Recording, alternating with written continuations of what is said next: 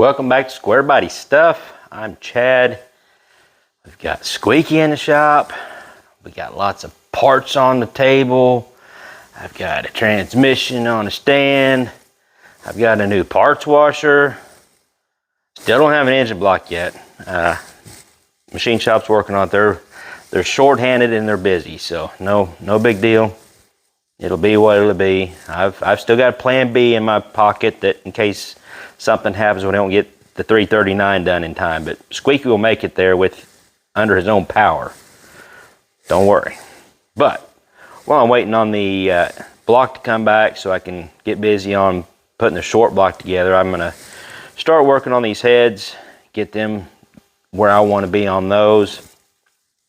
And this is what I've decided to do. I've been like the last day or two, just haven't really got a whole lot done other than just kind of getting things, well, not even organized, because I don't know, I haven't got my mind focused back on this project and really found a good place to start back up. I did get the truck back in the shop, that way it's in here, but for right now, I even cleared off my whiteboard so I can make a list, and it's blank because that's kind of where my mind's at.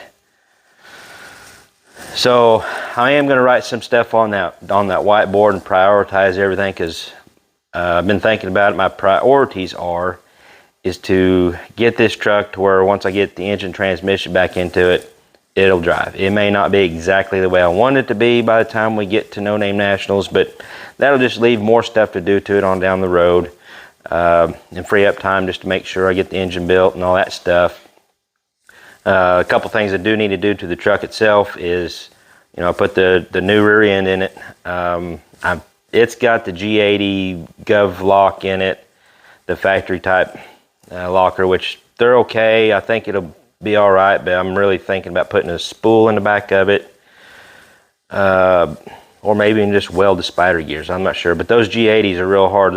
They're the way they're set up. It's not easy to weld the spider gears in them, and I don't have a standard open carrier to do that with. I don't think. I have to look around, but I need to get a drive shaft built for the truck. I need to get brakes on the back. I've got a proportioning valve ordered so I can redo the brake line, so get my brakes right. So the truck needs brakes. I mean, other than that, the truck itself, just put the front clip and the bed and everything back on. It'll be fine. All that was okay before I tore the truck down. So worst case scenario, get the rear end done, the brakes and all that stuff, drive shaft, and then put the rest of it back together the way it was if I run out of time. Then, I've got the engine to work on. So I'm going to show you what I've got going on today on the cylinder heads. What I'm going to do is do some mock-up on it, make sure all the parts that I've got for these heads are going to work. I've got new everything. They're just bare castings that have been machined, but I got new valves. Actually, I got two sets of valves. I got steel or just stock replacement. I got some stainless ones. I'm going to use the stainless ones. I got two sets of springs, and roller rockers, stud girdles, the adapters, because these are center bolt later style valve, or for the valve covers, and I've got the adapters for the old school 4-bolt perimeter bolt. I got to make sure those don't interfere with the rockers and all that stuff. So, and I got to make sure this intake fits it, because the intake, I'll just show you all that stuff. We'll just go through it, kind of show you the difference in the heads I've got now versus the heads that was on it, and we'll just kind of play around with it and go from there. Alright, so I've got all these parts on the table. Let's go over the cylinder heads I've got. I've kind of showed them before. There you are, the 128s, the early style tune port injection Corvette heads. They're GM castings. They came from the factory this way. The later style tune port injection heads were the 113 castings. They had a better exhaust shape. They were a D port, and I think they were raised up a little bit. These heads do okay. I've done a little research on them, and people, get some decent flow numbers out of them, which I'm not going to know the flow numbers. I'm just going to do some porting on them, clean them up. I've got new valves for them. I got some stainless valves. These are some factory replacement steel valves, and I'm gonna show you what the difference is in weight on those. And of course, I got beehive valve springs, like LS6 type valve springs with some plus 50 thousandths keepers to raise it up, to get the geometry right on that. But that's something else I'm gonna have to go through on these heads to figure out, make sure everything's gonna be right. I gotta check the spring height and everything, because it's hard to tell with the camera, but your intake seat is higher, your spring seat is higher than your exhaust. That's because from the factory they had some, the rotator or whatever on the exhaust side. So to keep your spring height, your installed height the same, they had machined these deeper. So I just got to figure out what I'm going to do there. I might use, I don't know. I haven't decided yet, but that's why I've got these up here. I got to do a lot of mocking up on these things. So just want to show you a little difference. These versus the factory 305 heads I had on the truck. The 434s. These are 172, 150 valves. These are 195, 150s. Exhaust valves are the same size, but even the 195s, they seem small until you compare them to, the little bitty 172s of the factory heads. So that's a pretty big upgrade. These stainless steel valves, they got undercut stems. They're a little bit lighter than the stock replacement steel valves. I'll show you that here in a minute. We're going to weigh the valve train assembly, or the parts that's going to be moving up and down, the keepers, retainers, or the locks and retainers, and the valves themselves. See how much weight savings we have on the valve train, because that'll help valve control. Of course, we can weigh the springs, see if they're lighter, but that don't really have much to do with it. I guess it kind of does, because they're moving along with it. Got some nice full roller aluminum rockers, stud girdles. These are the adapters to go from the center bolt to the perimeter bolt. These are just the posi locks for the stud girdles. I've got new plates, bolts, or studs. These came with the heads whenever I bought them. It came with brand new stock replacement style valve springs, retainers, all that stuff, and the whole set of these new regular valves. But I want to go with stainless. They're a little more durable, and they got undercut stems, and I think they're going to be a little bit lighter. So we can check that out real quick. Yeah, I'm still trying to get focused on all this.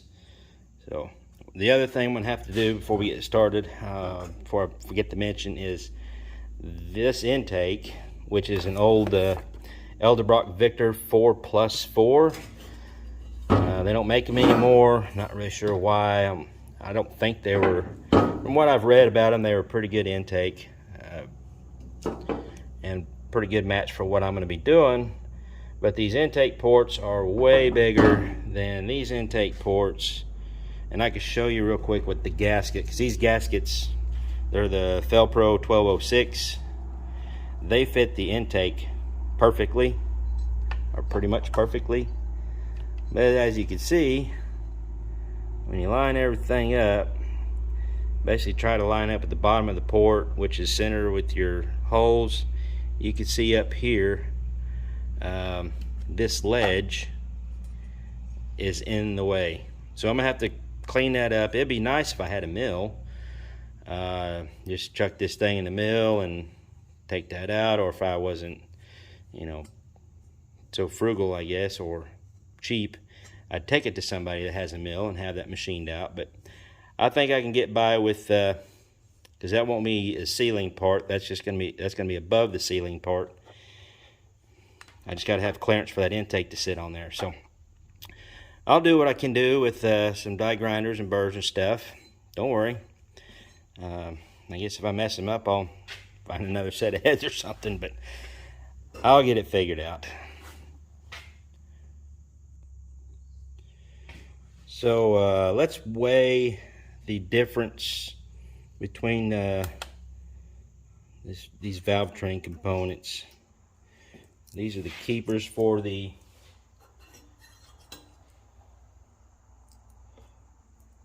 beehive springs, retainers, and locks.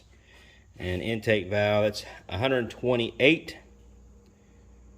So I guess I could just push tear, reset it, and if there's a difference between it and the stock valve and locks and retainer, that's what it'll show. So okay, well these are 5 grams heavier than the stuff I'm putting in there, so that's pretty good weight savings there. Let's do the whole shooting match. Oh, hold on, need to reset it. Boop, doop, doop. 196.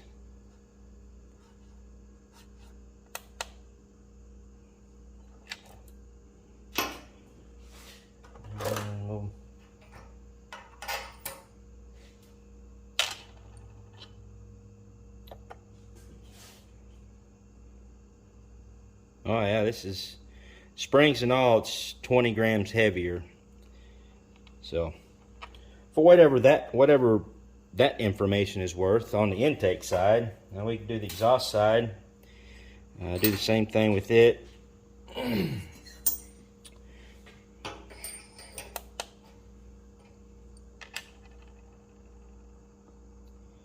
There's the stainless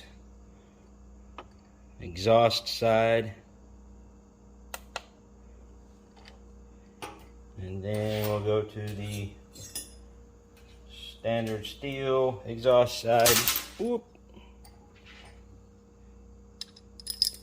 I don't know if this is interesting to you guys, but it's interesting to me. I kind of like doing this stuff. So 30 ounces. This is 30 ounces heavier on the exhaust side, so I'm losing even more weight on the exhaust side. So that's good information, I guess. Got a lighter valve train than what I had, better flowing heads, bigger valves, and smaller combustion chambers, which the combustion chambers are going to get bigger because I'm going to do some work on them for flow. But what I'm going to do now is kind of reorganize all this mess that I've got. Now I've been messing around with this and I've got everything checked out and know what I need to do or what I need to get as far as shims. And I was going to have to get not necessarily shims, but seats, steel seats to put down the bottom of this, because you don't want your springs running on that aluminum or it'll eat through them. These heads didn't come with any of those, but I had to figure out my clearances and everything to know what I need. And I'll show you how I come up with that. I got to use this special little tool, which you don't have to use this. You can use these telescopic gauges, or I've even used, you could even use a screw. And I've got this cut down to exactly 1 inch 800 thousandths, which is our target. That's our spring. That's where they recommend this. The seat pressure is 85 pounds at 180 or 1/800. So I've got this cut to 1/800, and you can use it. I've got this old head here, and it's hard to get the right angle. But without the spring in there, you can use this to measure with, because for these particular heads with these raised, the raised perimeter, this snap gauge won't work in there. So, this would work to get you real close. You just have to, if there's a gap in between it and the keeper, which I'll show you that real quick. I'll get this spring set up. Get this at an angle where maybe you can see what's going on. So another good thing to have is some setup springs, real weak springs that'll fit over and inside of your retainer, over your guide and inside your retainer. That way you don't have to work with, you know, your standard spring pressures and all that stuff. These are real easy to deal with. Actually, these are just some cheap RC radio controlled springs that I had from when I played around with RC trucks. They work real good. They're really cheap off Amazon. They're a lot cheaper than the ones you can get at Summit and stuff like that, and they work really good. And I've got a rag underneath there holding that valve closed, so it's not dropping down any. So what you could do with these springs like this, and if your telescopic gauge would fit in there, as I showed you with the older style head, you can get your measurement and use your calipers to measure that to see where you're at. Or if you don't have these things, which they're really cheap, you can get these. I forget what they are. You can get them at Harbor Freight. They're fairly cheap. Good set of tools to have around. Or you can use a screw like this, cut it down if you've got a pair of these calipers. These are handy too, but if you're going to be doing a bunch of this, you might as well just spend the extra money and get a decent set of mics. I think even Harbor Freight's got a cheap set that I don't remember how big they go. But anyways, back to this. This screw is 1/800 where we're supposed to be, and you can tell that it's not there. So you could take your calipers and you can measure the distance between there, or feeler gauges, or if I didn't have that rag under there, I could put a dial indicator and push this down, zero it out, and then push it down until it hit the screw, and then take your measurement, and that will give you your or how far off you are. But now I'm going to show you how to use this other tool, which they do make really nice ones that are expensive. This is a cheap one. It's a little bit off whenever they put it together and glued this the ring on there. It's off about 5 thousandths. So it's not a big deal on measuring spring seats and all that stuff. I mean, I can adjust for 5 thousandths, and honestly, if you're off that much on these, it's not going to be that big of a deal. But you do want to double check it with either some calipers or micrometer, just so if you get one, that way you know if it's off. If it's off real big, send it back, get a new one. I think I might be able to heat this collar up and maybe reset it and adjust it, but because there's no screws, it's not adjustable. But I'm not going to mess with it. It's only about 5 thousandths off. I'm good. But you just take this guy, and I know it's hard to see exactly what I'm doing with that angle, but you put your retainer on there, and then your locks. Oop, lock, dropped it down that hole. I'll just get another one. And put your locks on just like your spring was on there, and you adjust it down. And I'll move the camera here in a second so you guys can see what I'm doing. And you do need to put a little bit of pressure on this. Not a bunch. You ain't got to crank on it with pliers or nothing, but you got to make sure that your locks are seated.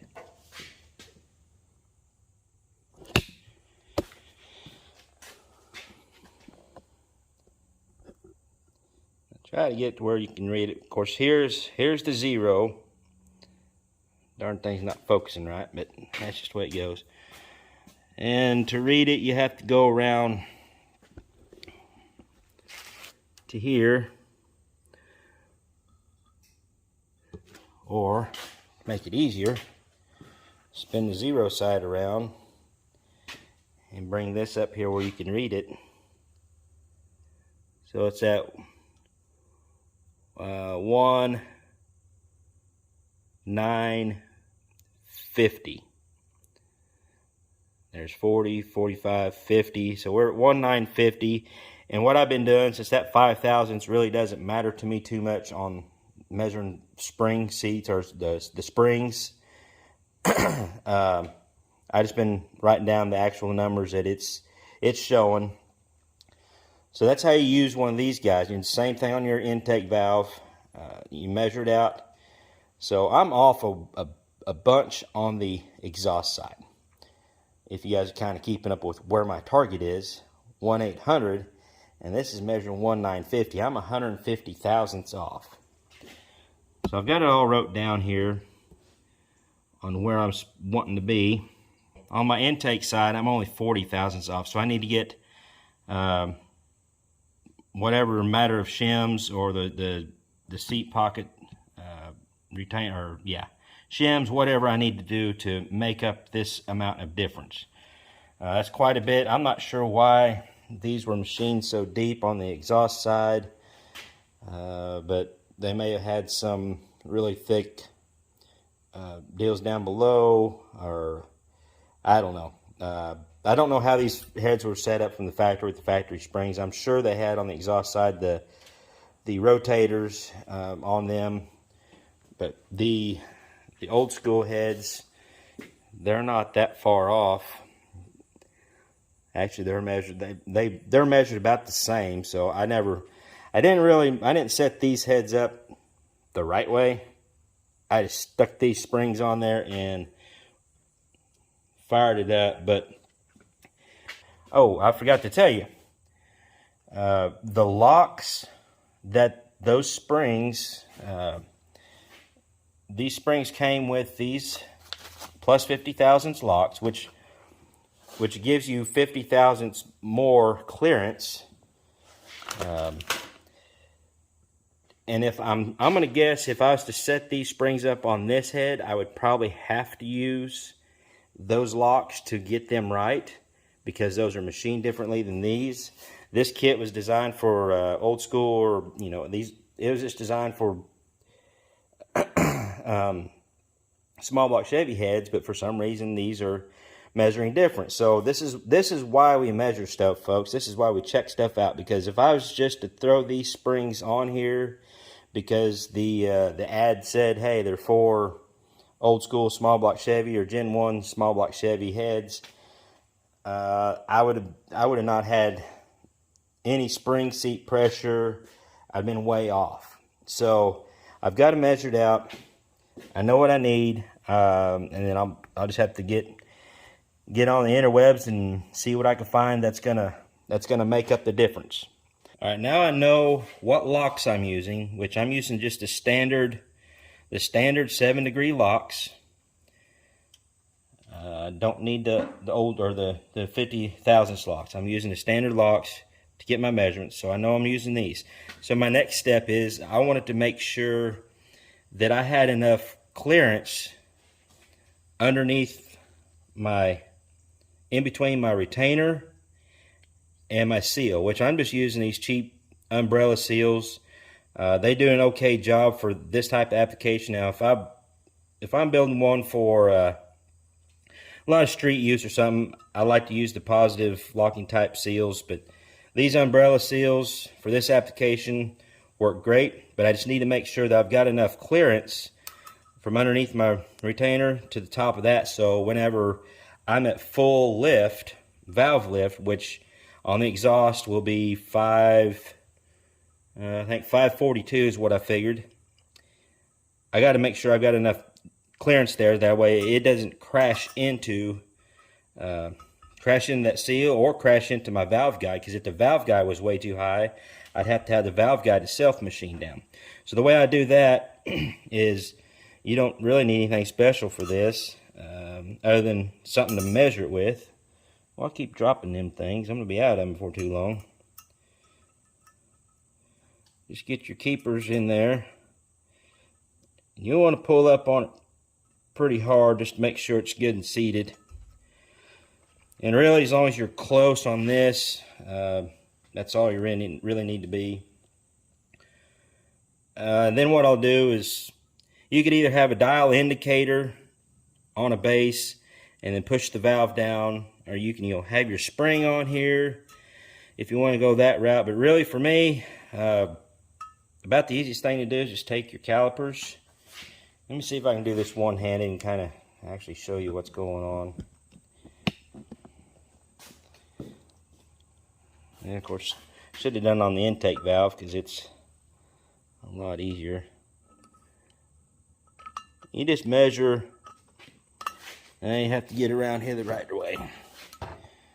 But just measure in between those and make sure that you have plenty of clearance.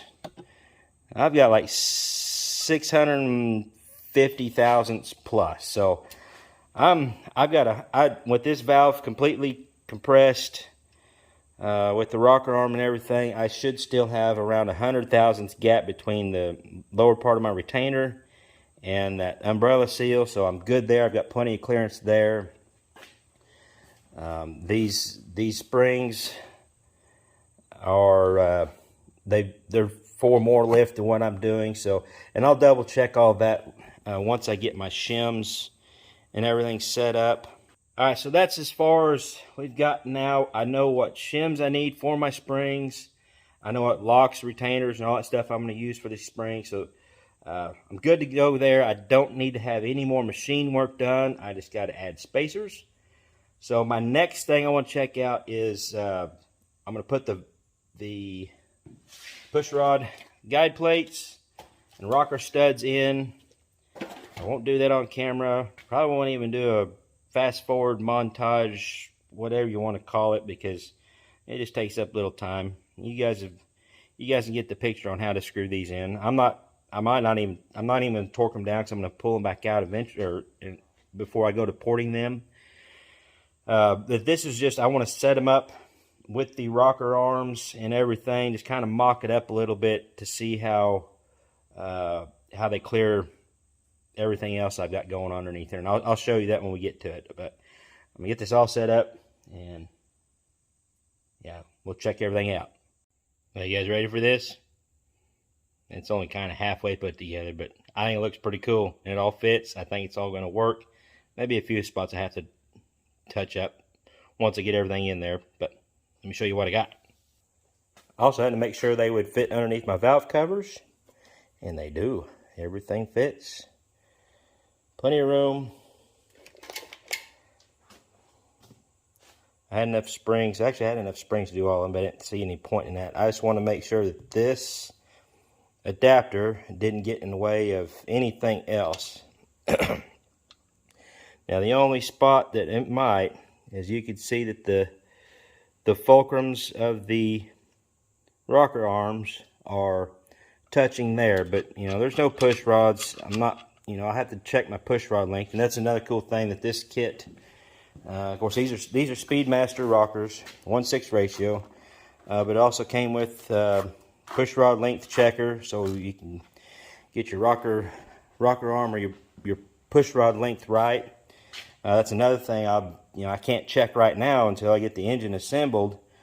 Hopefully at that time, either the push rods I have are the right length, or the push rods I need are going to be in stock. That may be one thing that holds me up. We might, we'll just see what happens when we cross that bridge.